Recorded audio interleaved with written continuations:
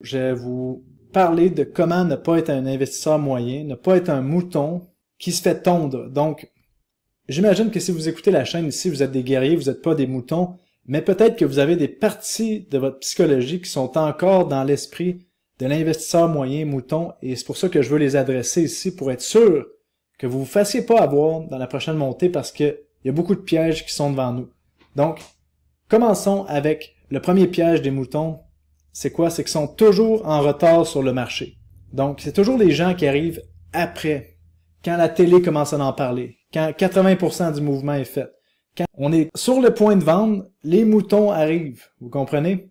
Et c'est pour ça qu'on regarde justement tout ce qui est Google Trends ici, parce que ça nous signale quand les investisseurs qui ont aucune idée de ce qu'ils font embarquent sur le marché, parce qu'ils se font dire d'embarquer sur le marché par la télé ou les médias de masse. Ça, c'est la première chose. Deuxième point des investisseurs qui se font toujours défoncer, c'est quoi? Mais ils sont toujours illuminés par la nouvelle révolution. Il y a toujours une nouvelle crypto, une nouvelle révolution qui va changer le monde. Et ça, c'est le piège de l'objet brillant. On est toujours en train de fixer le nouvel objet brillant qui peut faire x100. Malheureusement, en crypto, il y a des merdes qui sont des objets brillants qui peuvent faire x100, mais le problème, c'est que vous n'êtes pas dans la clique et vous arrivez en retard et vous êtes les gens qui achètent pendant que les gens prennent des profits. Donc, un exemple de nouvel objet brillant que les gens pensent que c'est extraordinaire, c'est la crypto-monnaie ici, Launchcoin on Believe. Qu'est-ce que c'est? Là, les gens s'excitent. C'est un nouveau concept, Paul. Tu comprends pas. Ça va changer le monde. Après avoir lu, après avoir fait les recherches, on se rend compte que c'est un launchpad, comme tous les autres launchpads qu'on a vus précédemment, sauf avec quelques concepts un peu différents, qui vous obligent à acheter leur token pour pouvoir participer aux projets qui sont lancés sur leur plateforme. Ça, c'est le même concept qu'on voit depuis 2017, sauf qu'il est réinventé avec une petite twist.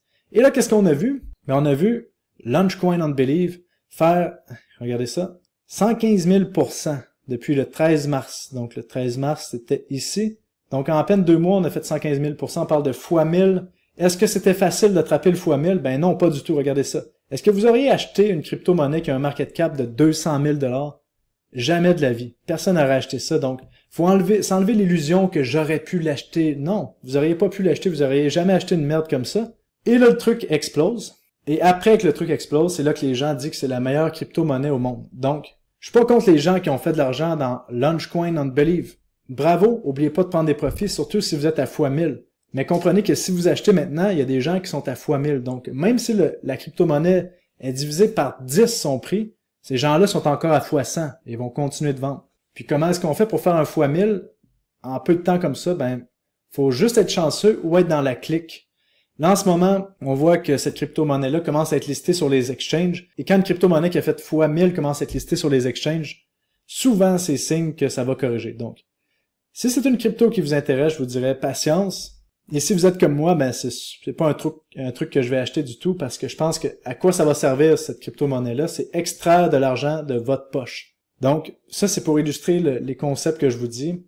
De pas arriver en retard, de pas être excité parce que on a un nouveau concept qui semble révolutionnaire, qui n'est pas éprouvé par le marché. Là, c'est loin d'être éprouvé par le marché, et il faut être prudent avec ça. Troisième point qui font que les investisseurs moyens font pas d'argent, ben, c'est que justement, ils ont besoin de validation sociale pour investir. Il faut que les gens soient d'accord avec eux. Et comprenez qu'en ce moment, mais surtout lorsqu'on était au mois de mars-avril, on n'avait aucune validation sociale. Moi, quand je disais que je pensais que le marché allait rebondir fortement, je me faisais insulter, j'ai eu des centaines de commentaires d'insultes, j'ai jamais vu ça de ma vie, me faire insulter autant, alors que finalement, vous voyez, c'est exactement ce qui s'est passé, on rebondit, on fait de l'argent, donc vous n'aurez jamais la validation sociale si vous voulez faire des gros gains, et ça c'est quelque chose que l'investisseur moyen a de la misère à comprendre.